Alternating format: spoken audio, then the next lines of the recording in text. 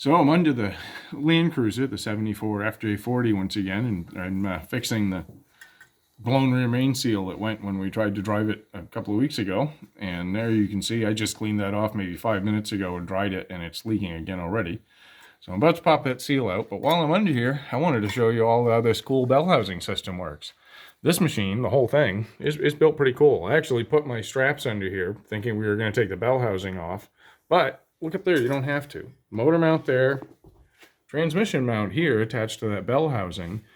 Take the transmission off and you can service everything. We've got the flywheel out and we're going to put everything back together without having to pull any of the four mounts. So this thing's all still mounted and we can stick it back together. You can see the bell housing bolts up inside. This engine's a copy of a 6-cylinder Chevy in all ways except for the pattern that it bolts on. Toyota went with this weird internal, and it's got a couple of external too. But yeah, it's just a funny system. Thought you might enjoy it. So I'm going to go ahead and change this seal, and then we're going to do a couple other things. So stay tuned. Thanks for watching.